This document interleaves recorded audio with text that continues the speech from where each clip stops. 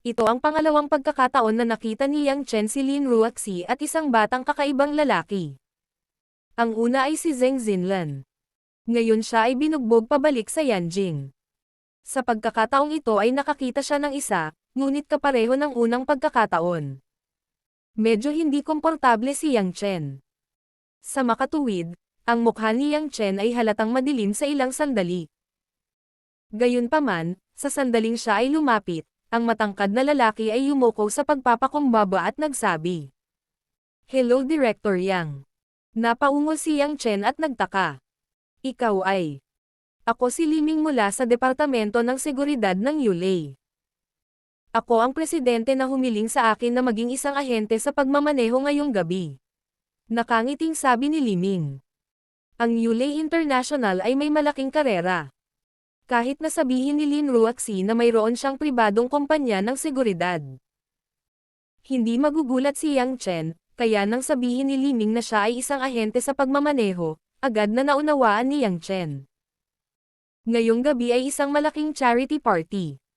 Bilang karagdagan sa mga sayaw at auction, may mga natural na masikip na cocktail party. Ang pag-inom ng alak at pagmamaneho, hassle na mahuli ng pulis. Kung maganda pa ring sabihin kapag weekdays, ganyan ang public view ngayong gabi, sinong nakakahiya kung sino ang malas.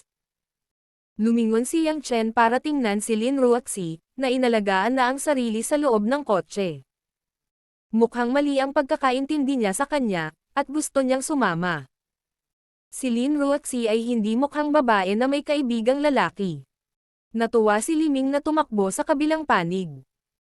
Buksan ang pinto sa likod ng Bentley, hayaang maupo si Yang Chen, pagkatapos ay umupo muli sa taxi at imaneho ang kotse palabas ng Yulei International. Umupo si Yang Chen sa tabi ni Lin Ruoxi at tumingin kay Lin Ruoxi, na hindi sumisigaw sa gilid. Malamig pa rin, ngunit ang magandang mukha sa gilid ay tila medyo madilim at mapatla. Hindi siya nakatulog ng isang gabi, at nagtrabaho siya ng mahabang panahon. Napakatahimik at tahimik ng babaeng ito. Ang pag-upo sa lupa ay hindi isang madaling gawain.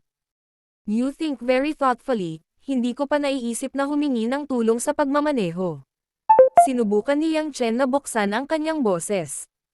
Si Lin Ruoxi ay medyo hindi nasisiyahan kay Yang Chen dahil sa mga gawain sa umaga. Ginamit niya ang kanyang mga daliri upang malaman na ang lalaking ito ay kailangang lumabas para nakawin ito kagabi. Binigyan niya ito ng tingin ng inis.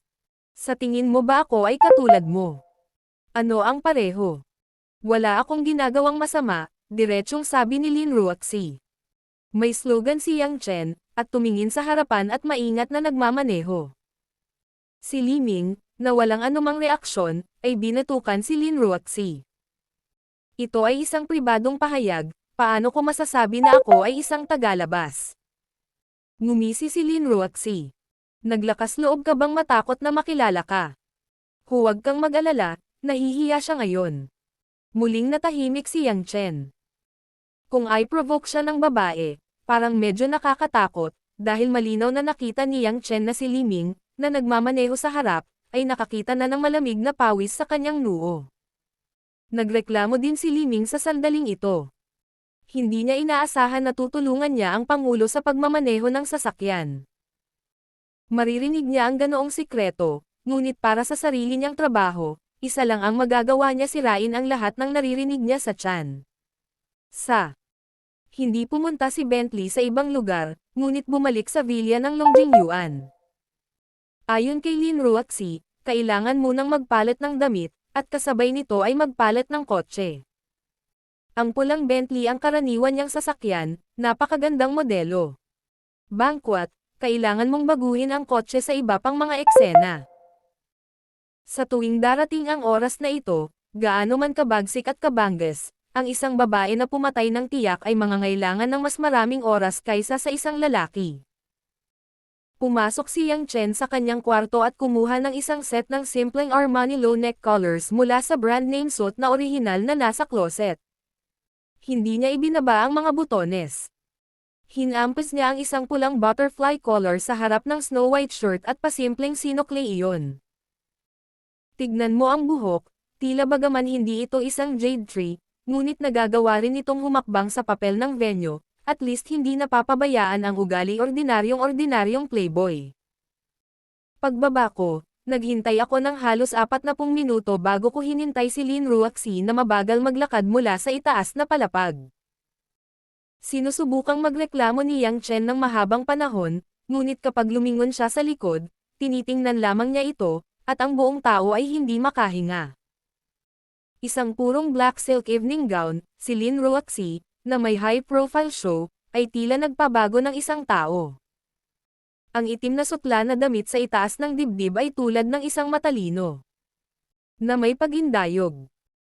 At ang magagandang braso na nakalantad ni Lin Ruaxi sa hangin, Lingshu clavicle, balat ng nyebe ng kalamnan ng yelo ay nagpapakita ng diametrically contrasting na nakasisilaw na kaibahan. Kahit na makikita sa weekdays na maganda ang figure ni Lin Ruaxi, ngunit karamihan sa kanila ay nakasuot lamang ng maluwag na pajama at uniforme sa trabaho, walang espesyal. Sa oras na ito, ang malapit na panggabing gown ay bumabalot sa katawan ni Dina, halos 177 na babae ang taas. Ipare sa itim na kristal na mataas na takong na may mga diamante ng South Africa, ang perpektong mga linya ay tulad ng mga pinakasikat na gold curves ng artist. Ang masaklap pa, ang katakutin at pinansyal na yaman ng babae ay nakapagtataka sa kanya kung saan siya nanggaling sa isang purong asol na gemstone. Ang makinis na sepiro na ito ay nakabalot sa isang magandang frame ng platinum. Alam ko ang mga nangungunang produksyon sa mundo mula sa isang mag-aalahas. Ang mga alahas na nakita ni Yang Chen ay hindi kakaunti, at hindi nagtagal ay nakilala niya na ito ang pinakabihirang, blue cornflower blue, na ginawa sa Kashmir. Maraming malalaking sepiro at hindi mabilang na asol na diamante ang naging kwintas. Hikaw at pulseres ni Lin Ruaxi, lalo na ang malalaking sepiro ng kwintas sa dibdib, gaya ng parehong malalim na dagat ng tubig. Ang hanay ng mga jewels, kaya na ang ilan sa mga Qingli beauty na hindi kumain ng mga paputok kapaligiran, marangal at eleganteng para sa isang panahon, kaaya-aya at marangyang. Si Lin Ruaxi ay isang light makeup lang kapag weekdays. Ang piging ngayong gabi ay tila may kaunting lip gloss, at pininturahan niya ang kanyang mga kilay upang gawing nakakalasing ang kanyang mapanlikhang anyo ng mukha. Nang makitang nakaupo si Yang Chen sa sofa at nakatingin sa sarili, medyo nahihiya si Lin Ruaxi. Siya ay hindi nagbibihis ng maraming taon. Ngunit nang makita niyang ang mga mata ni Yang Chen ay puno ng pagkahumaling, nang walang kahit kaunting dumi, si Lin Ruaxi ay nakaramdam ng hindi maipaliwanag na kasiyahan. Pagpunta sa harapan ni Yang Chen, tahimik na sinabi ni Lin Ruaxi. Go! Bumalik si Yang Chen at nakaramdam ng pag-iyak. Wife, wag na tayo. Ang kilay ni Lin Ruaxi, bakit, uurong ka ba? Hindi ganito, tiniis ni Yang Chen Qiang ang pagnanasang maging isang gutom na lobo, at tumingin sa babaeng may mala-jasmine na katawan sa harap ng kanyang mga mata. Nakaramdam siya ng pagmamalaki mula sa puso. Masyado kang pupunta sa party, makikita ka ng lahat ng lalaki, ako masasaktan ka, alam mo, nagbebenta din ako ng kebab, ang aking maliit na lalaki ay hindi gaanong galit. Si Lin Ruaxi ay may ilang katawa-tawang dahilan para sa buhong at nakakatawang ito, na kinagat ang kanyang manipis na labi. Huwag kang magbiro, magpalit ka lang ng damit, at pumunta sa lansangan ay hindi katulad ng iba. Iniisip din ito ni Yang Chen. Ang naunang dalawang paglalakad kasama si Lin Ruaxi sa kalye, at tinitigan din siya ng mga dumadaan. Mukhang kailangan kong dukutin ang babaeng ito sa isang walang nakatirang isla sa hinaharap. Kung hindi tama, dapat kong dalhin ang lahat ng kababaihan sa maliit na isla at ipakita ang aking sarili sa lahat araw-araw. Iniisip ang lahat ng uri ng Wo Chuo na iniisip, tumayo si Yang Chen at lumabas ng pinto kasama si Lin Ruaxi at nagpaalam kay Wang Ma, na nag-iisa sa bahay. Sa gilid ng kalsada sa harap ng villa, nakatayo si Li Ming sa tabi ng isang bagong itim na Rolls-Royce Phantom at binuksan ang pinto sa likuran. Nakita ni Yang Chen ang kotseng ito sa malaking underground parking garage ng Lin Ruaxi. Hindi ko inaasahan na ito ay kapaki-pakinabang. Sa pangkalahatan, ang Rolls-Royce ay hindi ang pagganap ng kotse na ito. Sa isang mas malaking lawak, ito ay isang harapan. Siyempre, ang ginhawa ng kotse na ito ay hindi mapag-aalinlanganan. Nakita ni Liming ang damit ng hapunan ni Lin Ruoxi. Ngunit ang katawan din ay nanigas ng mahabang panahon bago bumalik sa Diyos. Napansin na si Yang Chen ay may hindi magandang mga mata, agad na tumakas si Liming at pumasok sa kotse, hindi nang ahas na tumingin kay Lin Ruoxi sa kalahati. Mata. Not to mention that a woman is her own boss, this man can marry this woman, which would be a ordinary role. Matalinong pinili ni Liming na magpanggap na pipi, at karamihan sa kanyang puso ay labis na nainggit kay Yanfu ni Yang Chen. Ang piging ng Liuja ay ginanap sa isang 5-star resort hotel sa ilalim ng Liuja Bune Group. Bilang pangalawa sa pinakamalaking sa China, pangalawa lamang sa malaking pamilya ni Yuan, syempre hindi imbitado ang charity party ni Liuja. Maraming tao ang wala sa mataas na posisyon. Ang mga celebrity ng lahat ng partido ay nagtitipon, at ang maingay na lokasyon ay tiyak na hindi maganda. Sa makatuwid, ang resort ay matatagpuan malapit sa isang bulubunduking lugar sa katimugang bahagi ng Central China Sea. Mahigit 1 oras ang biyahe, nakaupo sa maluwag na backseat ng Rolls-Royce. Naaamoy ng ngusol ni Yang Chen ang nakakabighaning halimuyak ng katawan na patuloy na inilalabas ng katawan ni Lin Ruoxi, at ang kanyang kalooban ay walang katulad na nasa sabik. Ang isang babaeng dumadalo sa isang piging ay tiyak na isang gawaing may parehong mukha at hamon. Hindi pa nagsasalita ang dalawa.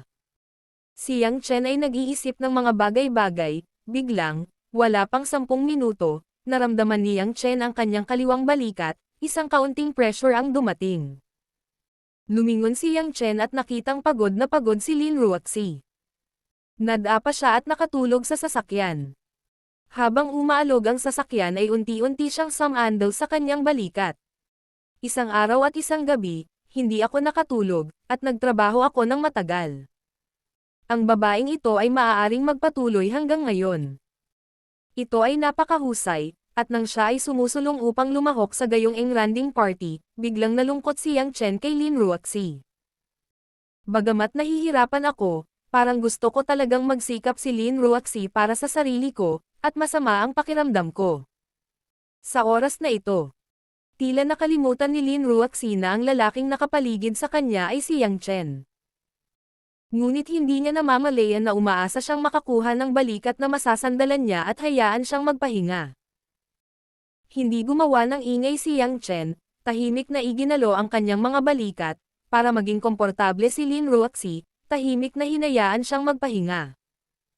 Ang mga Rolls-Royce sedan ay lubhang matatag at ang loob ay napakatahimik. Si Liming, na nagmamaneho sa harap niya, ay hindi nang ahas na tumingin sa likurang upuan mula sa rearview mirror. Si Lin Ruoxi ay parang natutulog na bata, nakasandal sa mga balikat ni Yang Chen. Ang macelan at pinong labi ay bahagyang nakabuka, hiniluwa ang parang orchid na aroma, medyo macelan. Iniyuko ni Yang Chen ang kanyang ulo, at ilang linya ng kahinahunan ang dumaloy sa kanyang mga mata. Hindi niya maiwasang umasa na medyo mabagal ang takbo ng sasakyan at hayaang makatulog ng kaunti ang babaeng pinaghirapan hanggang ngayon. Mabilis na lumipas ang oras sa loob ng sasakyan, at sa isang kisap mata, halos 1 oras na ang lumipas. Inaantok na binuksan ni Lin Ruoxi ang kanyang mga mata. Nang magising siya, bigla niyang napagtanto na nakasandal siya sa balikat ni Yang Chen. Medyo kakaiba. Ang lalaking nasa tabi niya, na hindi gumagalaw na parang unan, ay nagbigay sa kanya ng hindi pa nagagawang pakiramdam ng katatagan. Hangsen. Parang pagod siya. Paano siya magkakaroon ng ganoong kalokohang ilusyon? Tahimik na inilayo ni Lin Ruoxi ang kanyang ulo sa balikat ni Yang Chen. Hinawakan niya ang kanyang mga temps at siniguradong hindi magulo ang kanyang buhok. Then she asked lightly, gaano ako katagal nakatulog? Mga 5 oras. Tapos na ang handaan. Nakangiting sabi ni Yang Chen. Sumimangot si Lin Ruoxi at tumingin sa built-in na magandang orasan sa harap ng kotse. Matapos makumpirma na wala pang 1 oras, lumingon siya at pinandilatan si Yang Chen. Huwag kang ang masyadong malikot. Hindi nakakatawa ang ganitong klaseng biro. Kung hindi mo ako hahayaang tumawa, hindi ako maiiyak. Walang magawang sabi ni Yang Cheng. Hindi siya pinansin ni Lin Ruaxi at tahimik na umupo sa gilid. Tumingin sa kanya si Yang Cheng saglit at nagtanong, nagpahinga ka ba ng maayos? Mas maganda ka. Hindi pa rin nagsasalita si Lin Ruaxi.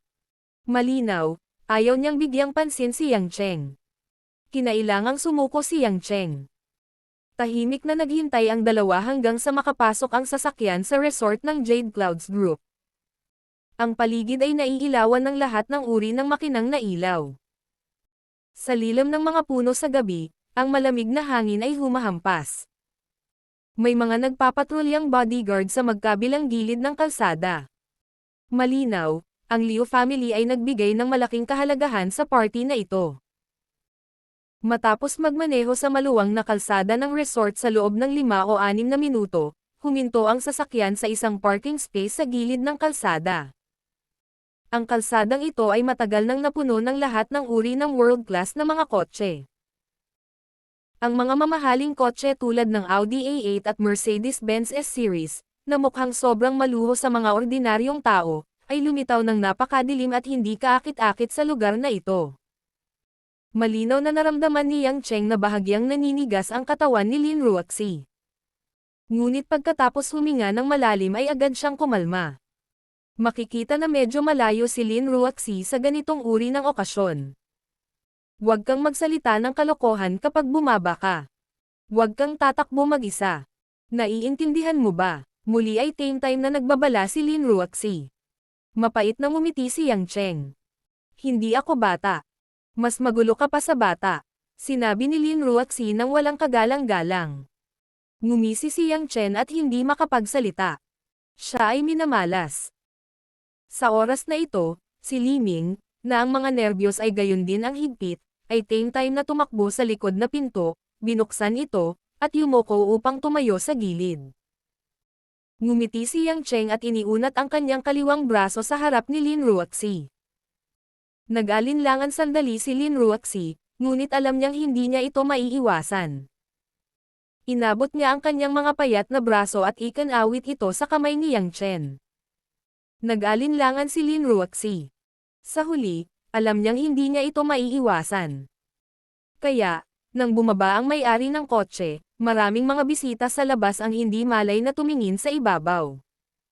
Si Yang Cheng ang unang bumaba ng sasakyan. Ito ay isang ganap na hindi pamilyar na mukha. Ang lahat ng mga bisita ay nakatitig saglit. Nagkatinginan silang lahat at nagtanong sa kanilang mga mata, sinong young master ng pamilya ito? O anak ba siya ng isang mataas na opisyal na inimbitahan ng pamilya Liu? Kaagad, lumabas si Lin Ruaxi, na nakahawak sa braso ni Yang Cheng. Siya ay tulad ng isang malakas na magnet, umaakit ng halos lahat ng tingin. Ang infatuation ng mga lalaki at ang inggit at selos ng mga babae. Mahirap ilarawan ang lahat ng uri ng masalimuot na ekspresyon. Ngunit karamihan sa kanila ay mga tanong. Kung tutusin, halos hindi pa lumahok si Lin Ruaxi sa ganitong uri ng pampublikong pagtitipon ng matataas na uri. Isa rin siyang estranghero. Kaagad, lumabas si Lin Ruaxi, na nakahawak sa braso ni Yang Cheng. Siya ay tulad ng isang malakas na magnet, umaakit ng halos lahat ng tingin. Ang infatuation ng mga lalaki at ang inggit at selos ng mga babae. Mahirap ilarawan ang lahat ng uri ng masalimuot na ekspresyon. Ngunit karamihan sa kanila ay mga tanong. Kung tutusin, halos hindi pa lumahok si Lin Ruaxi sa ganitong uri ng pampublikong pagtitipon ng matataas na uri. Isa rin siyang hindi pamilyar na mukha. Ang malamig na hangin sa taglamig ay hindi bahagyang hangina ng mga nakahubad na evening gown ng kababaihan. Ngunit ang mga babae ay palaging nagkukunwaring hindi apektado, ngumiti ng reserba, at hindi makayanan. Nadama ni Yang Cheng na hindi ito madali para sa mga kababaihan. Naramdaman niya na sa sandaling bumaba si Lin Ruaxi sa kotse at nabuga ng malamig na hangin, agad itong lumapit sa kanya nang hindi mahahalata. Tumawa si Yang Cheng sa kanyang puso. Alam din ng isang iceberg ang lamig. Kasunod ng magalang na imbitasyon ng waiter ng banquet, naglakad ang dalawa papunta sa entrance ng banquet hall. Isa itong malaking tatlong palapag na baroque na gusali. Napakaayos ng mga halijing bato sa estilo ng Athens na hindi nila makita ang dulo nito. Sapat na iyon para patunayan ang yaman ng pamilya Liu. Pagdating nila sa pintuan, isang medyo may edad na lalaki na nakasuot ng itim na tuxedo, na may makantab na buhok at dalawang haplos ng bigot, may gwapong mukha at namumula ang kutis, na may kasamang ilang mga katulong na may iba't ibang edad na nakangiti. Binati niya sina Yang Cheng at Lin Ruoxi mula sa malayo. I'm really flattered. Binigyan talaga ako ni General Lin ng mukha at personal na pumunta sa piging na ito. Haha, welcome. Bumulong si Lin Ruoxi kay Yang Cheng, ito ang Panginoon ng pamilyang Liu, ang host ng piging na ito, si Liu Kangbai. Biglang natauhan si Yang Cheng. Ito siguro ang ama ni Liu yon. Siguradong marami na siyang sinaktan na babae noong bata pa siya. Para naman sa iba pang mga bisita na nag-aalinlangan. Nang makita nila na ang host, si Liu Kangbai, ay talagang lumabas upang salubungin sila ng personal at tinawag si General Lin. Karamihan sa kanila ay nahulaan ang pagkakakilanlan ni Lin Ruoxi pagkatapos pag-isipan ito ng mabuti. Ang isang babae na may netong halaga ng 10 bilyon at nagmamay-ari ng isang internasyonal na kumpanya ay higit na nakakatakot kaysa sa kanyang hitsura. Sa isang iglap, naging focus ng lahat sina Yang Cheng at Lin Ruoxi.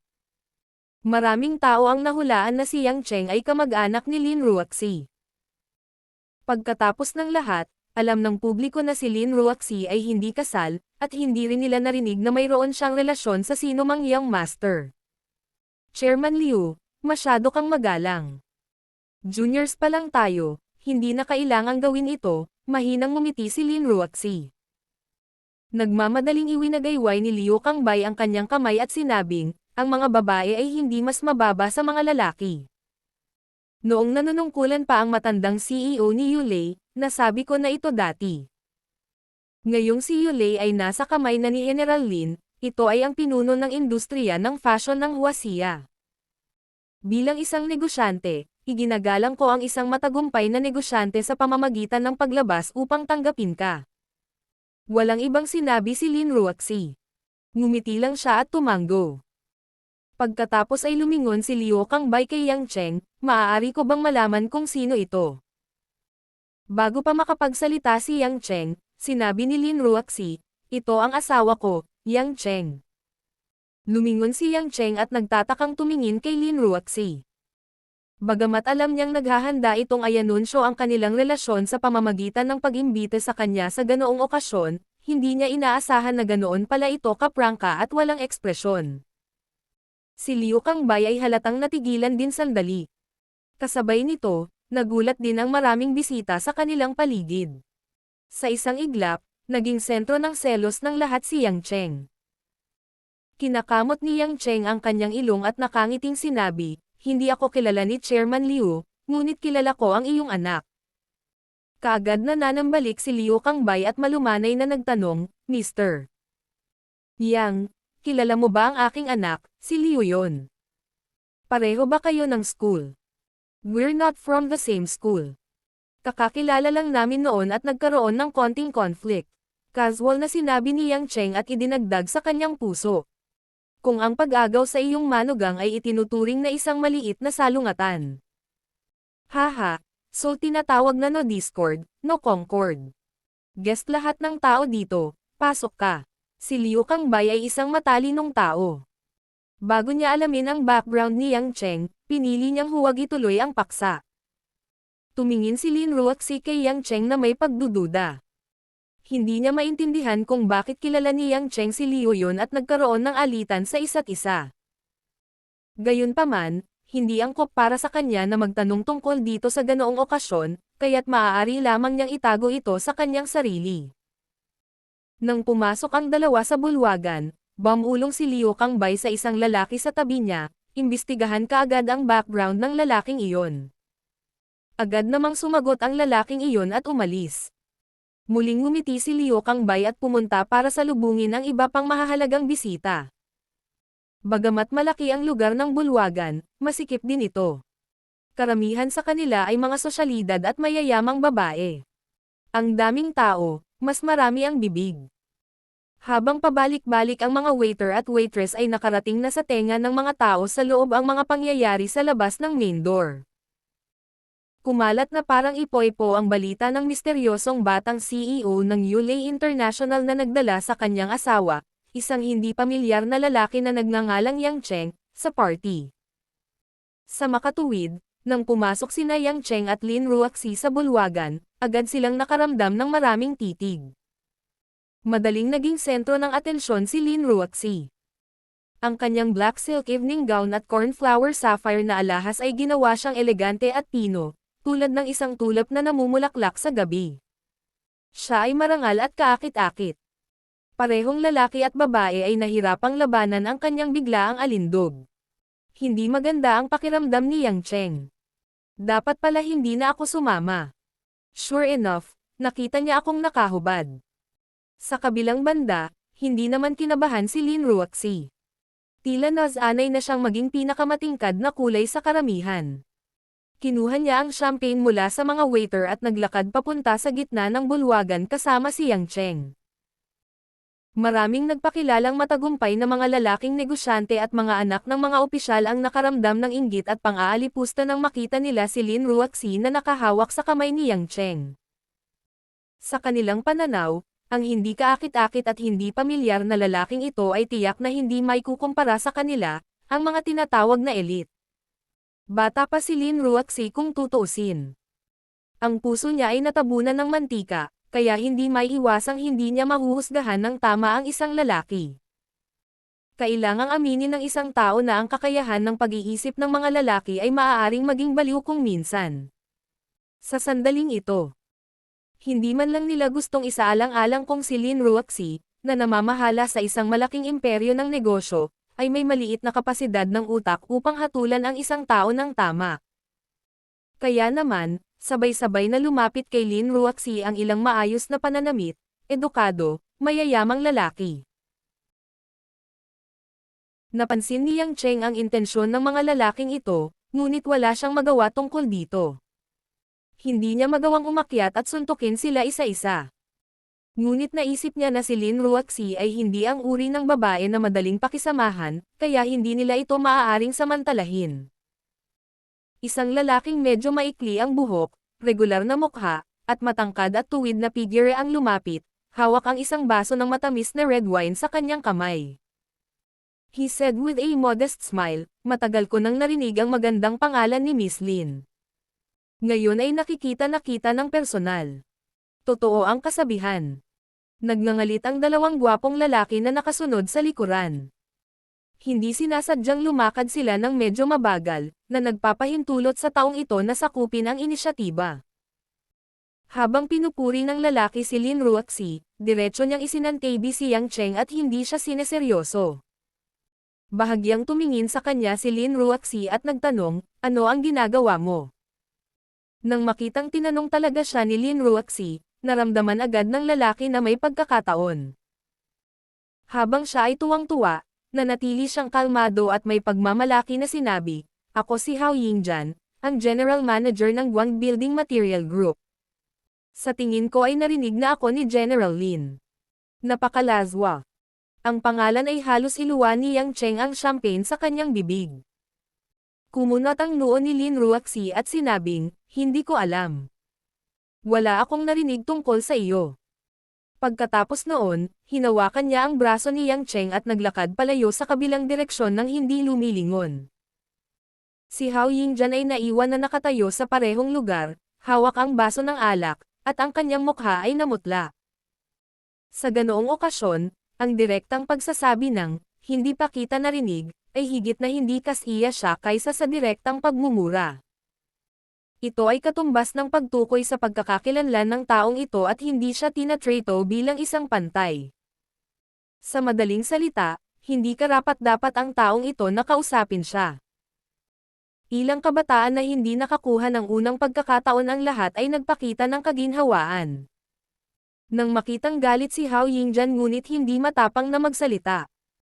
At pinagtatawanan ng mga tao sa paligid niya dahil sa pagmamalabos ng kanyang sarili, lahat sila ay nagkaroon ng matagal na takot. Hindi nila inaasahan na si Lin Ruaxi ay magiging napakadirekta at walang awa para tanggihan sila. Tila totoo nga ang kanyang iceberg na personalidad. Lihim na natuwa si Yang Cheng. Ngunit tinanong niya si Lin Ruaxi nang may pagtataka. Hindi ba gusto ninyong mga negosyante na sabihin na ang isa pang kaibigan ay nangangahulugan ng isang mas kaunting kaaway, at ang pagkakaisa ay nagdudulot ng kayamanan? Hindi ka ba natatakot na saksakin kanya sa likod pagkatapos ng ginawa mo ngayon? Malamig na sinabi ni Lin Ruaxi, kung may una, magkakaroon ng pangalawa. Hindi ko gusto ito, kaya mas mabuting putulin ang kanilang mga iniisip ng sabay-sabay.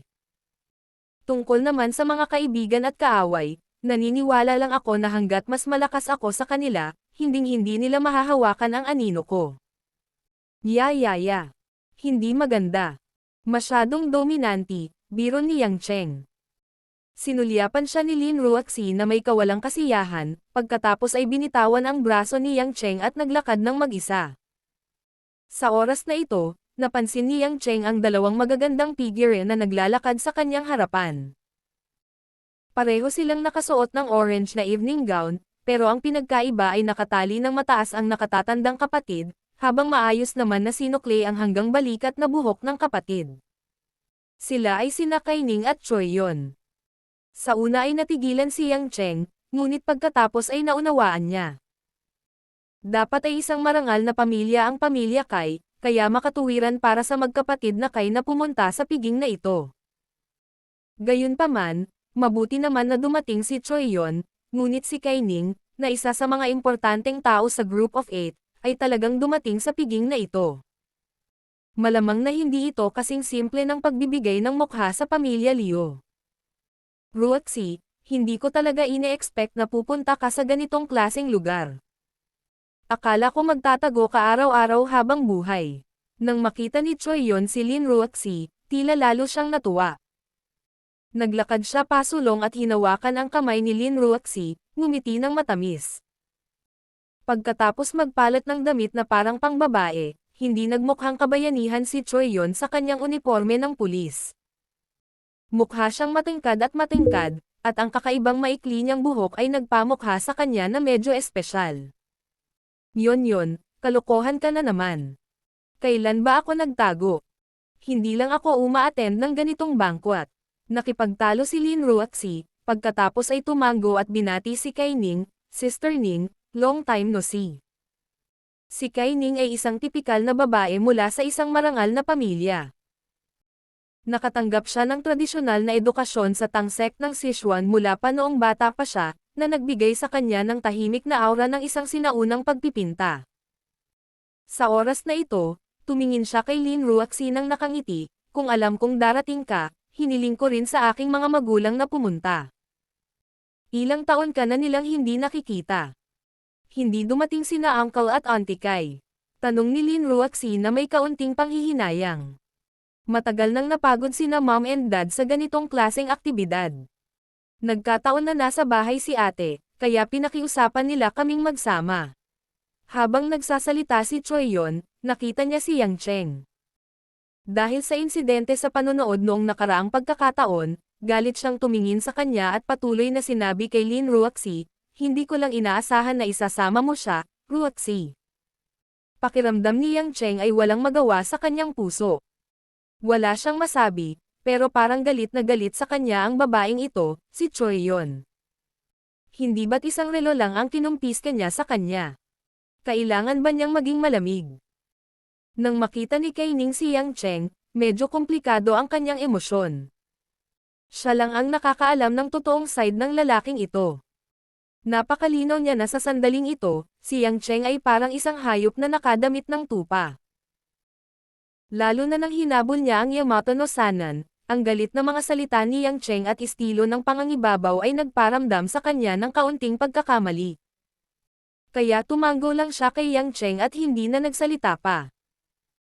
Nakita ng maraming tao sa venue sina Lin Ruaxi at Yang Cheng na magkasamang nakatayo at nakikipag-chat sa magkapatid na Kai.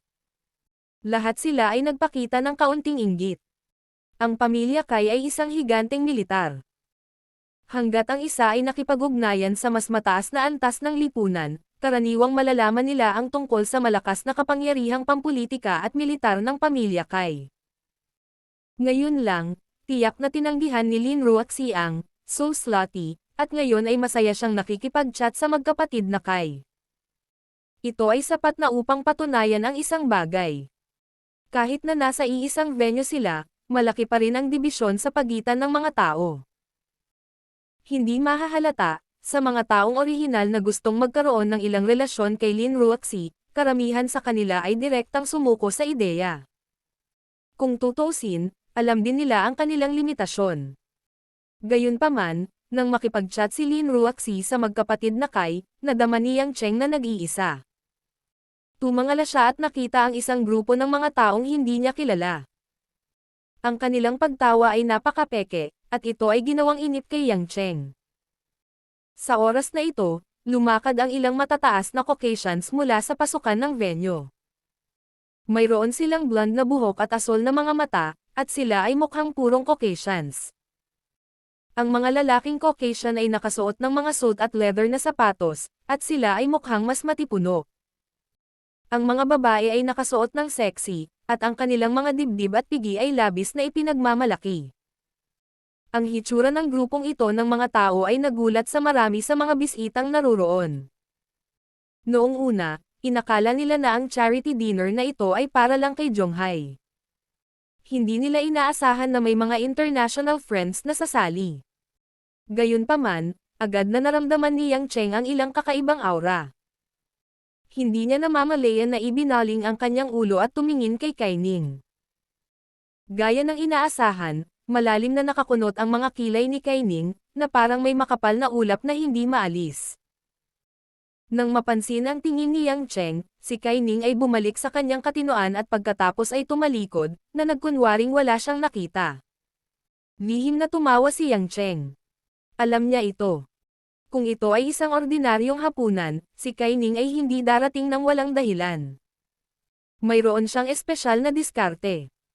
Sa oras na ito, isang medyo pamilyar na figure ang lumabas mula sa karamihan. May bahagyang mayabang na ngiti sa kanyang mukha. Nakasuot siya ng puting suit at pulang kurbata. Ang gwapong si Liu Yun, bilang young master ng pamilya Liu, sa wakas ay naglakad patungo kay Yang Cheng.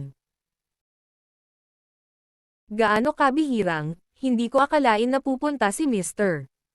Yang sa lugar na ito at magkakaroon tayo ng pagkakataong magkita muli, may magiliw na ngiti sa mukha ni Liu Yun. Ang kanyang gwapong hitsura ay nanalo sa kanya ng pabor ng isang malaking bilang ng mga mayayamang babae. Si Yang Cheng ay tila medyo madilim. Sa sandaling ito, nang batiin siya ni Liu Yun, makakagat lamang siya ng bala at batiin siya. Bagamat alam niyang walang magandang intensyon si Liu Yun, mahinahon lang niya itong harapin. Ito ay bihira, ngunit hindi ko ito inaasahan, nakangiting sabi ni Yang Cheng.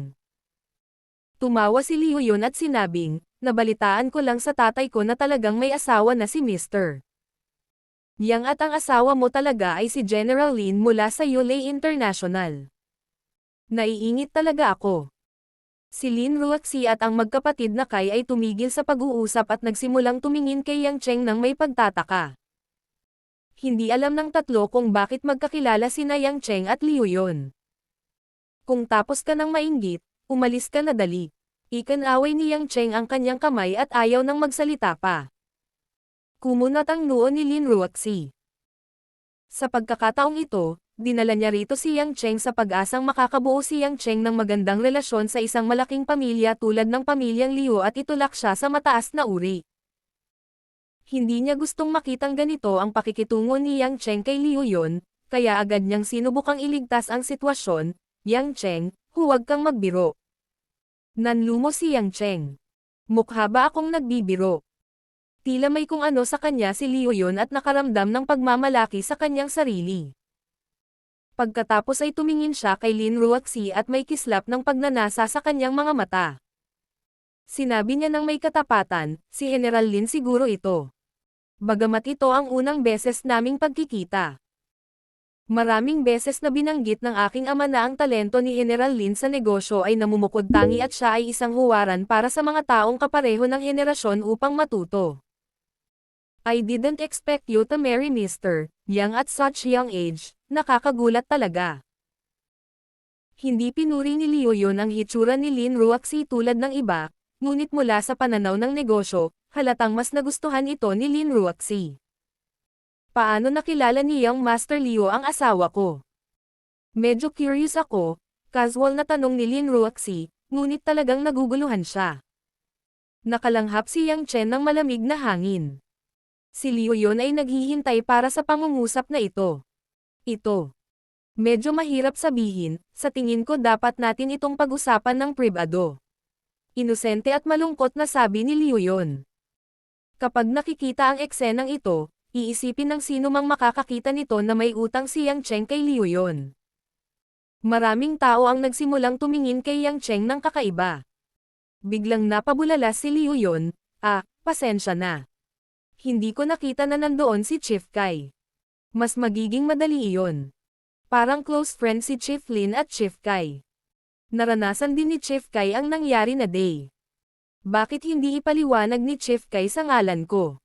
Hindi iyon ang gusto kong maalala. Napabuntong hininga si Liu Yun. Lihim na pinagalitan ni Yang Chen ang taong ito dahil sa pagiging napakasama. Hindi mo pwedeng i-bully ang mga taong ganito. Ang hayaan si Choi Yun na sabihin ito ay mas masahol pa kaysa hayaan siyang sabihin ito. Si Choi Yun ay isa ring prangka na babae. Nabuhay siya ng higit sa 20 taon na may konsepto ng patas na pagpapatupad ng batas. Sa kasong ito, hindi man lang siya sisimangot kung uunahin niya ang katwiran bago ang pamilya, lalo pa si Yang Chen na nanakit lang sa kanyang pagpapahalaga sa sarili. Nang makita si Lin Ruoxi na nakatingin sa kanya na may masamang ekspresyon at nagtatanong sa kanya, itinikom ni Choi Yun ang kanyang mapupulang labi at mahinang bamulong sa tenga ni Lin Ruoxi. Sa katunayan, nakipag-ugnayan na si Lin Ruoxi sa insidente ni Angsen. Pagkatapos ng lahat, ipinadala niya si Abogado Zhang upang piyansahan si Yang Chen. Gayunpaman, hindi gaanong nagsalita si Choi Yun sa oras na iyon, at ayaw itong marinig ni Lin Ruoxi, kaya unti-unti niyang nakalimutan ang pangyayari. Sa ganitong paraan, mas naging awkward ang posisyon ni Yang Chen.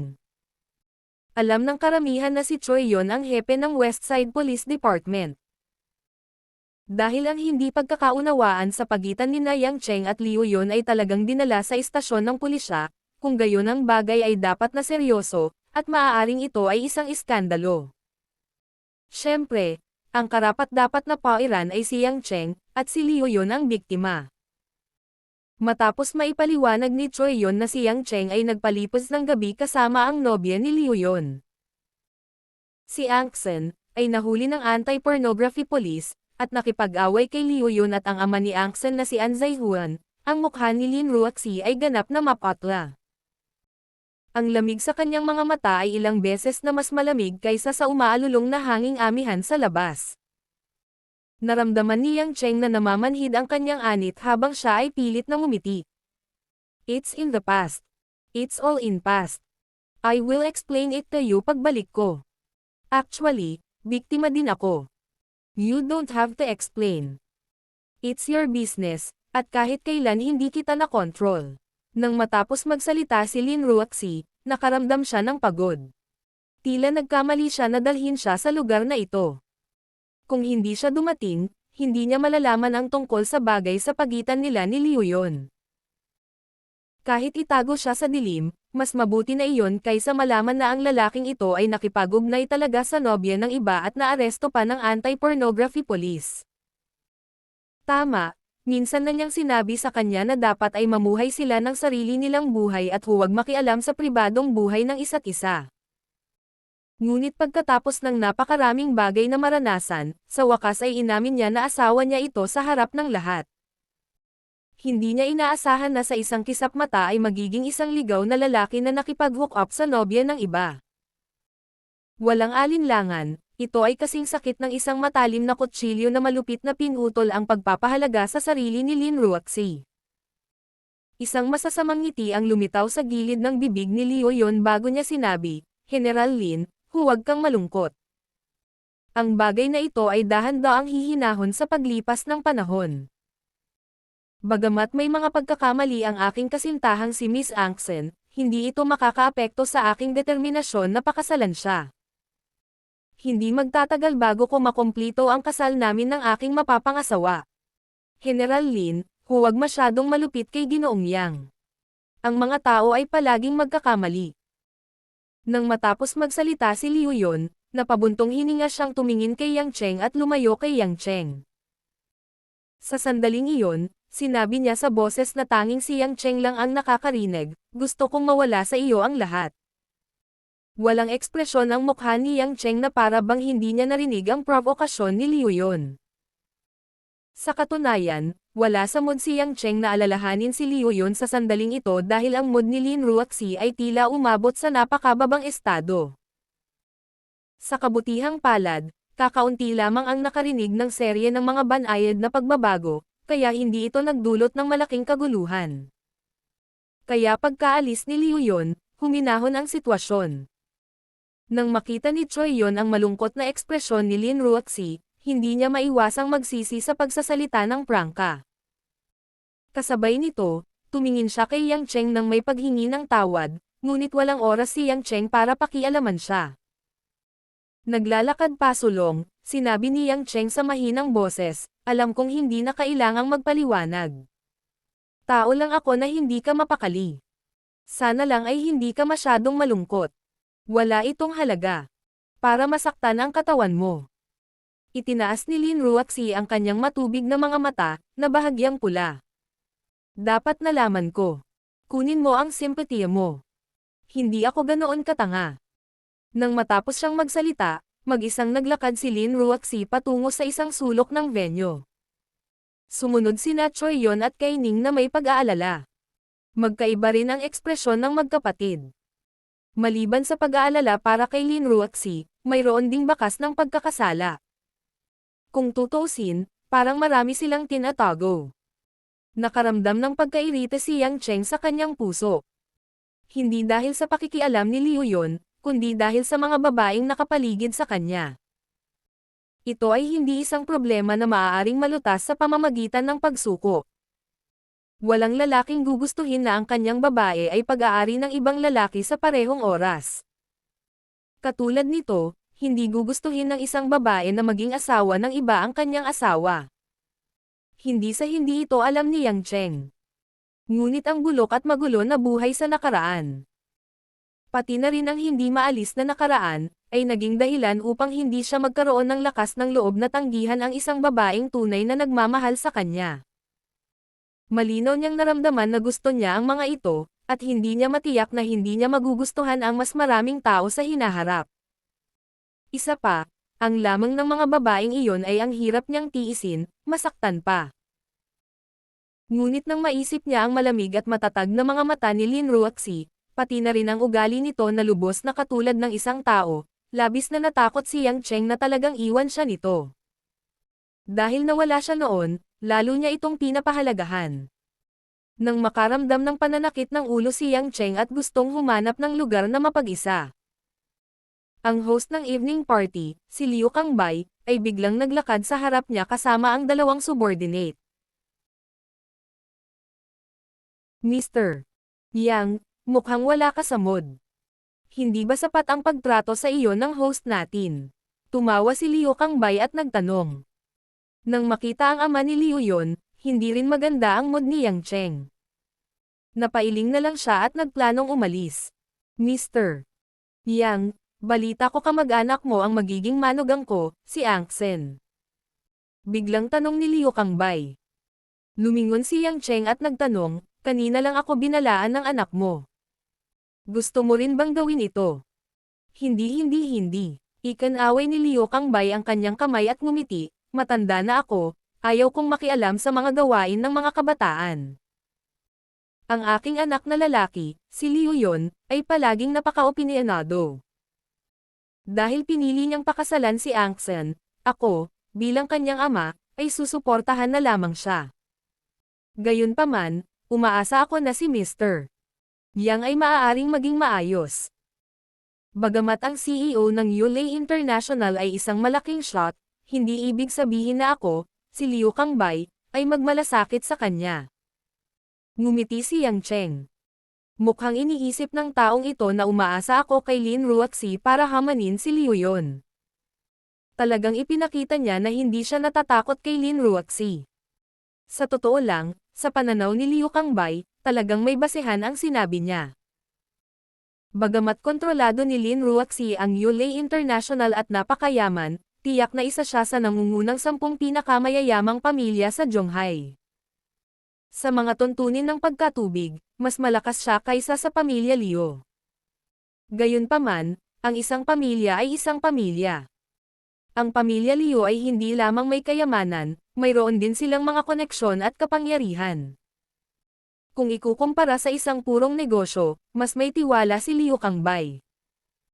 Walang pakialam na sinabi ni Yang Cheng, isipin mo kung ano ang gusto mo. Sumasakit ang ulo ko sa mga usapin ng babae.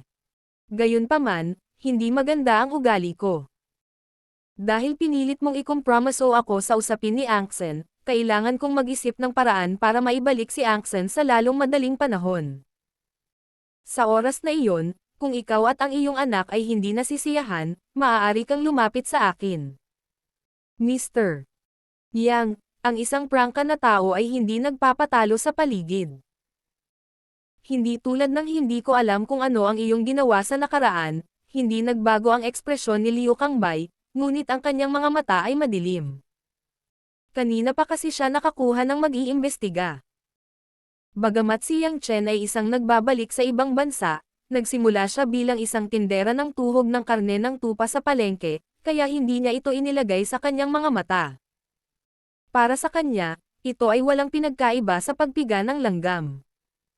Si Yang Cheng ay hindi mapakali sa kanya. Nang malapit na siyang maglakad para uminom mag-isa, hinarang siya ng dalawa sa mga nasasakupan ni Liu Kangbay. Marami sa mga nakapaligid na panauhin ang nakatutok sa kaguluhan. Ang iba ay curious, habang ang iba naman ay handang manood ng magandang palabas. Gayunpaman, si Lin Ruoxi at ang Kai Sisters ay nagpunta sa ibang lugar sa venue, kaya hindi nila pinansin ang kaguluhan. Mr. Yang, ako ang host dito. Kung ang aking ugali ay hindi pala kaibigan, sa palagay ko ay walang sino man ang makakapagpanatili sa iyo dito, sabi ni Liu Kangbay na may pekeng ngiti. Sa sandaling ito, isang medyo tamad na boses ang nagmula sa gilid. Sino ang hindi pala kaibigan? Natigilan sina Liu Kangbay at Yang Cheng.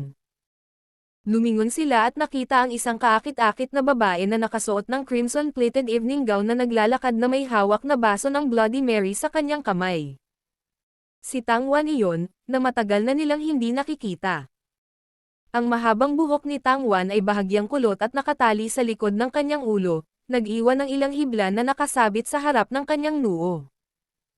Ang kanyang kaakit-akit na mukha ay napuno ng isang tiwala at nakalaan ng ngiti. Buong pagmamalaking nababalot ng maapoy na pulang evening gown ang kanyang makapal na anyo. Bawat hakbang niya ay maaaring magdulot ng nakakapukaw ng kaluluwa. Mula nang bigla silang maghiwalay sa tabing dagat noong gabing iyon, matagal nang hindi nakita ni Yang Cheng si Tang Wan. Si Tang Wan ay hindi rin isang clingy na maliit na babae, kaya hindi niya nakontak si Yang Cheng. Pareho silang lalaki at babae na sobrang mature na kahit may nararamdaman at pagnanasa sa isa't isa ay hindi sila yung tipong hindi makatiis na hindi magkita ng ilang araw. Sa makatuwid, hindi sila nagulat. Miss Tang, kumusta ka na? Tuwang-tuwa ako na makita ka ngayong gabi, tila mas pamilyar si Liu Kangbay kay Tang Wan. Naglakad siya paarap at binati siya ng nakangiti. Binati siya ni Tang Wan at tila nagulat nang makita si Yang Cheng. Yang Cheng, bakit nandito ka rin? Tumawa si Yang Cheng sa kanyang puso. Ang galing talaga nitong babaeng ito umarte. Bilang artista, siguradong magiging movie queen siya.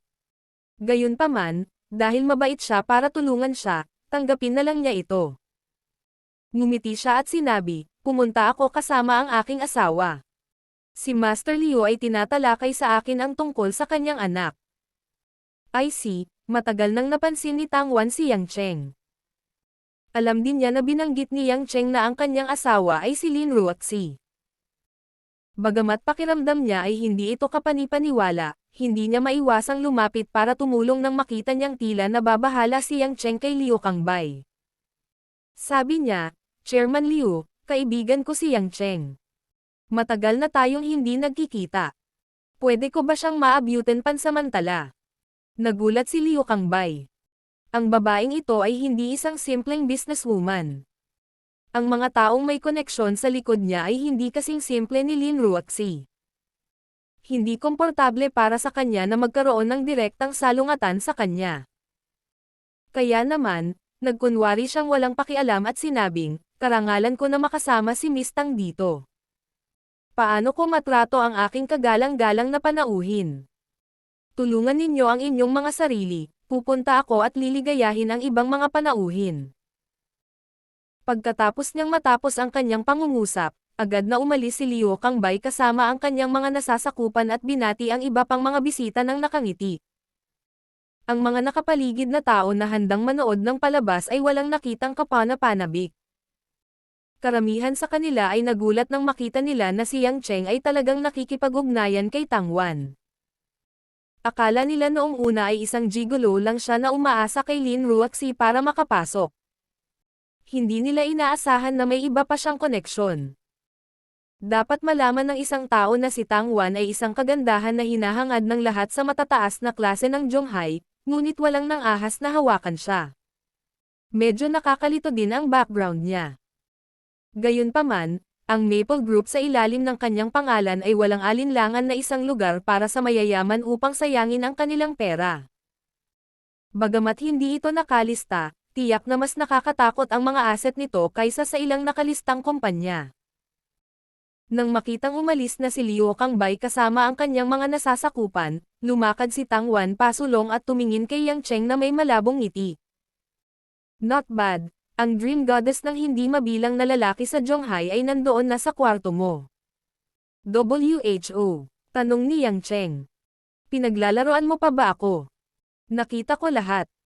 Kaya ang asawa mo ay si Lin Ruoxi, pinandilatan siya ni Tang Wan. Mapait na ngumiti si Yang Cheng. Hindi lang isang babae ang meron siya.